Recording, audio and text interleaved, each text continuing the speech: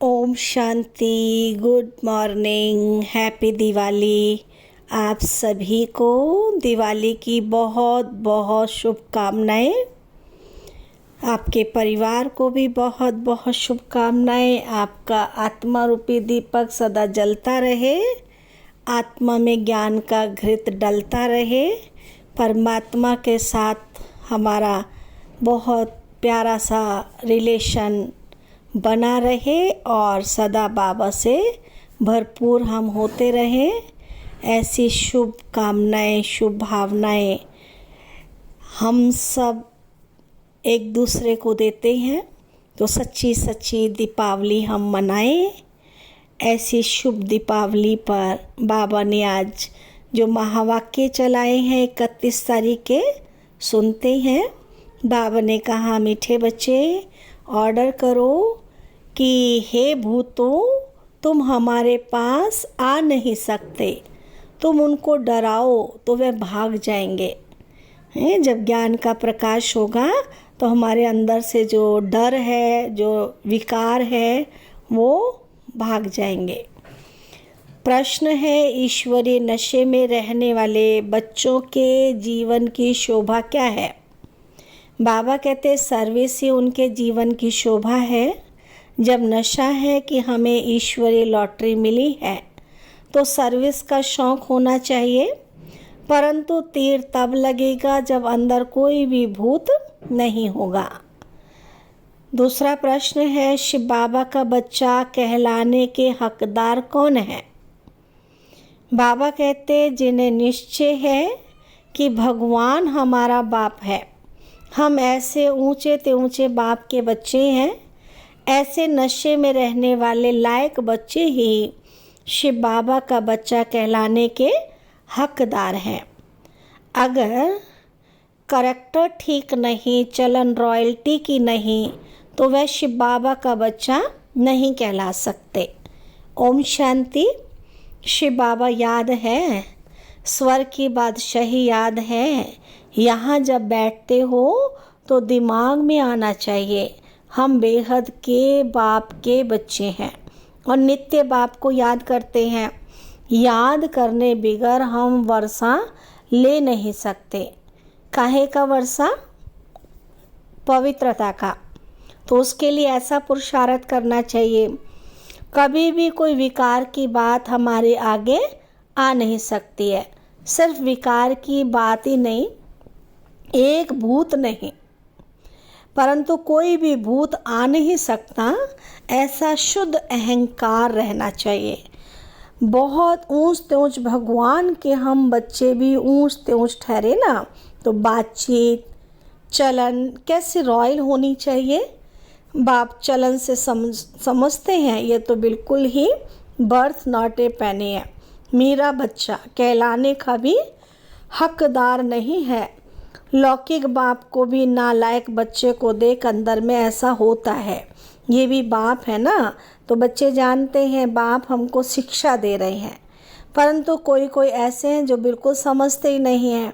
बेहद का बाप हमको समझा रहे हैं, वह निश्चय नहीं, नशा नहीं। तुम बच्चों का दिमाग कितना ऊंच होना चाहिए। हम कितने ऊंचे बाप के बच्चे हैं, बाप कितना समझाते हैं, अंदर में सोचो। हम कितने ऊंचे ते ऊंचे बाप के बच्चे, हमारा करैक्टर कितना ऊंच होना चाहिए। जो इन देवी देवताओं की महिमा है वह हमारी होनी चाहिए, प्रजा की थोड़ी महिमा है। एक लक्ष्मी नारायण को ही दिखाया है, तो बच्चों को कितनी अच्छी सर्विस करनी चाहिए। इन लक्ष्मी नारायण दोनों ने ये सर्विस की है। दिमाग कितना ऊंचा चाहिए। कई बच्चों में तो कोई फ़र्क ही नहीं है, माया से हार खा लेते हैं तो और ही जास्ती बिगड़ जाते हैं। नहीं तो अंदर में कितना नशा रहना चाहिए। हम बेहद के बाप के बच्चे हैं। बाप कहते हैं सबको मेरा परिचय देते रहो, सर्विस से ही शोभा पाएंगे, तभी बाप की दिल पर भी चढ़ेंगे। बच्चा वह है जो बाप की दिल पर चढ़ा हुआ हो। बाप का बच्चों पर कितना लव होता है। बच्चों को सिर पर चढ़ाते हैं, इतना मोह होता है, परंतु वह तो हद का मायावी मोह है, ये बेहद का है। ऐसा कोई बाप होगा जो बच्चों को देख खुश ना हो? माँ बाप को तो अथा खुशी होती है। यहाँ जब बैठते हो तो समझना चाहिए बाबा हमको पढ़ाते हैं, बाबा हमारा ओबीडियंट टीचर है। बाबा क्या है हमारा? Obedient teacher. देखो रोज़ टाइम पे पढ़ाने आते हैं ना, तो बेहद के बाप ने ज़रूर कोई सर्विस की होगी, तब तो गायन है। कितना वंडरफुल बात है, कितनी उनकी महिमा की जाती है। यहाँ बैठे हो तो बुद्धि में नशा रहना चाहिए। सन्यासी तो है ही निर्वर्ती मार्ग वाले, उन्हों का धर्म ही अलग है। ये है भी अब बाप समझाते हैं, तुम थोड़ी जानते थे सन्यास मार्ग को। तुम तो गृहस्थ आश्रम में रहते भक्ति आदि करते थे, तुमको फिर ज्ञान मिलता है, उनको तो ज्ञान मिलने का है नहीं। तुम कितना ऊंच पढ़ते हो और बैठे कितने साधारण हो नीचे। दिलवाड़ा मंदिर में भी तुम नीचे तपस्या में बैठे हो, ऊपर में बैकुंठ खड़ा है। ऊपर बैकुंठ को देख मनुष्य समझते स्वर्ग ऊपर ही होता है। तो तुम बच्चों के अंदर में ये सब बातें आनी चाहिए। ये स्कूल है, हम पढ़ रहे हैं, कहाँ चक्कर लगाने जाते हो तो बुद्धि में ये ख्याल चले तो बहुत मज़ा आएगा। बेहद के बाप को तो दुनिया में कोई नहीं जानते। बाप के बच्चे बनकर और बाप की बायोग्राफी को ना जाने, ऐसा बुद्धू कभी देखा? ना जानने के कारण कह देते वो सर्वव्यापी है। भगवान को ही कह देते आप ही पूज्य, आप ही पुजारी। तो तुम बच्चों को अंदर में कितनी खुशी होनी चाहिए, हम कितने ऊंच और पूज्य थे। फिर हम ही पुजारी बने, जो शिव बाबा तुमको इतना ऊंचा बनाते हैं। फिर ड्रामानुसार तुम ही उनकी पूजा शुरू करते हो। तो इन बातों को दुनिया थोड़ी जानती है कि भक्ति कब शुरू होती है। बाप तुम बच्चों को रोज़ रोज़ समझाते रहते हैं। यहाँ बैठे हो तो अंदर में खुशी होनी चाहिए। हमको कौन पढ़ाते हैं? भगवान आकर पढ़ाते हैं। ये तो कभी सुना भी नहीं होगा। वह तो समझते हैं गीता का भगवान श्री कृष्ण है, तो श्री कृष्ण ही पढ़ाता होगा। अच्छा, श्री कृष्ण भी समझो तो भी कितनी उच्च अवस्था होनी चाहिए। एक किताब भी है ना, मनुष्य मत और ईश्वरीय मत का। देवताओं को तो मत लेने की दरकार ही नहीं, मनुष्य चाहते हैं ईश्वर की मत। देवताओं को तो मत अगले जन्म में मिली थी, जिससे ऊंच पद पाया। अभी तुम बच्चों को श्रीमत मिल रही है श्रेष्ठ बनने के लिए। ईश्वरीय मत और मनुष्य मत में कितना फ़र्क है। मनुष्य मत क्या कहती है और ईश्वरीय मत क्या कहती है? तो ज़रूर ईश्वरीय मत पर चलना पड़े। कोई से मिलने जाते हैं तो कुछ भी बाबा कहते कोई से मिलने जाते हैं तो कुछ भी ले नहीं जाते, याद नहीं रहता किसको क्या सौगात देनी चाहिए। ये मनुष्य मत और ईश्वरीय मत का कंट्रास्ट बहुत ज़रूरी है। तुम मनुष्य थे तो आसुरी मत थी और अभी ईश्वरीय मत है, उनमें कितना फ़र्क है। ये शास्त्र आदि सब मनुष्यों के ही बनाए हुए हैं। बाप कोई शास्त्र पढ़कर आते हैं क्या? बाप कहते हैं मैं कोई बाप का बच्चा हूँ क्या? मैं कोई गुरु का शिष्य हूँ क्या जिससे सीखा हूँ? तो ये सब बातें समझानी चाहिए। भले ये जानते हैं कि बंदर बुद्धि है, परंतु मंदिर लायक बनने वाले भी हैं ना। ऐसे बहुत मनुष्य मत पर चलते हैं। फिर तुम सुनाते हो कि हम ईश्वरीय मत पर क्या बनते हैं।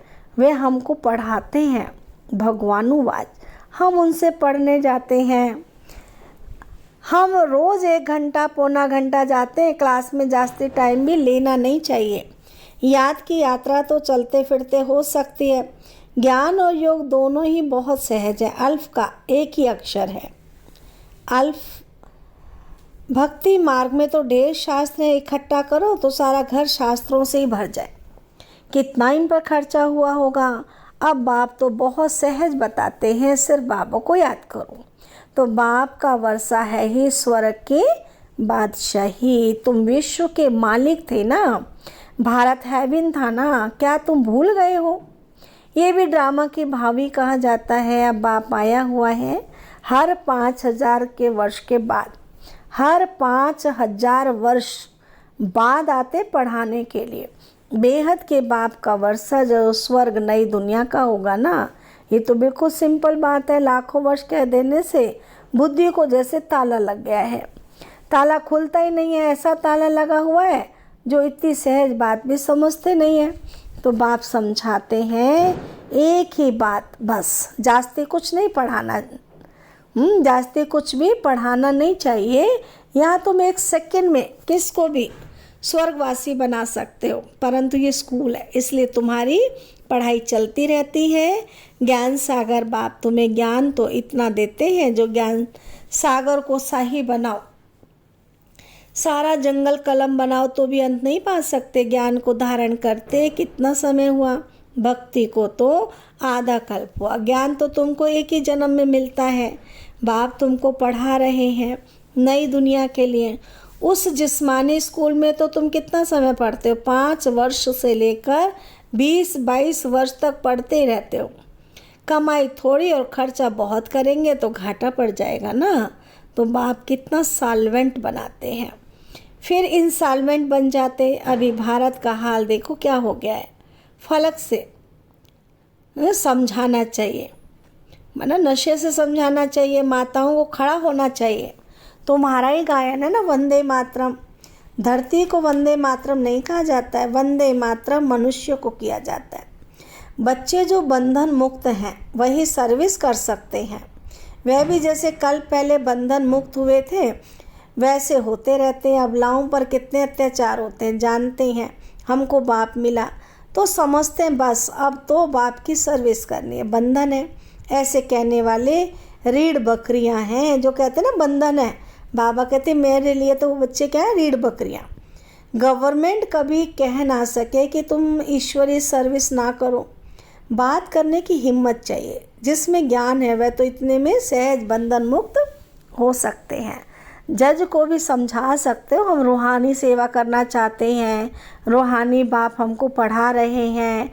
क्रिश्चियन लोग भी फिर कहते हैं लिबरेट करो, गाइड बनो भारतवासियों से, फिर भी उन्हों की समझ अच्छी है।